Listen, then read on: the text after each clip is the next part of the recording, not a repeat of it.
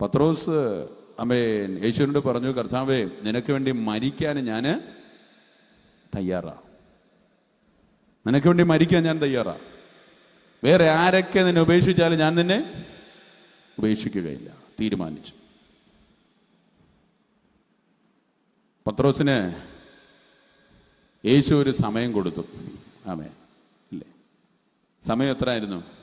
അതിരാവിലെ കോഴി കൂവുന്നതിന് മുമ്പുള്ള സമയം. കോഴി കൂവുന്നതിന് മുമ്പുള്ള സമയം. കൂടെ ഉണ്ടാകുന്നല്ലേ പറഞ്ഞേ? അതാ. പലപ്പോഴും ഈ സ്നേഹിക്കുന്നത് നമുക്ക് തിരിച്ചറിയാൻ പറ്റുന്നത് ഇവിടെയാണ്.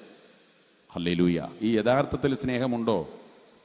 ഞാൻ പലരെയും വിശ്വാസികളെ, ദൈവമക്കളെ യഥാർത്ഥത്തിൽ അവർ ദൈവമക്കളും യഥാർത്ഥ ശുശ്രൂഷക്കാരും ഒക്കെ ആണോ എന്ന് തിരിച്ചറിയുന്നത് ഇങ്ങനെയൊക്കെയാണ്. ആമേൻ. എങ്ങനെയെന്നറിയോ? ആമേൻ. ഹല്ലേലൂയ.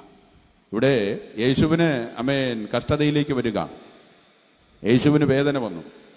വേദന വന്നപ്പോൾ പത്രോസ് പറഞ്ഞു, ഞാനും കൂടെ യേശുവിൻ്റെ കൂടെ ഉണ്ട് എന്നല്ല പത്രോസ് പറഞ്ഞതാണോ? ആണോ? അല്ല. പിന്നെന്താ പത്രോസ് പറഞ്ഞേ? ലോകം മുഴുവൻ അറിയുന്നൊരു കാര്യമാണ്. എനിക്കവനെ അറിയത്തില്ല.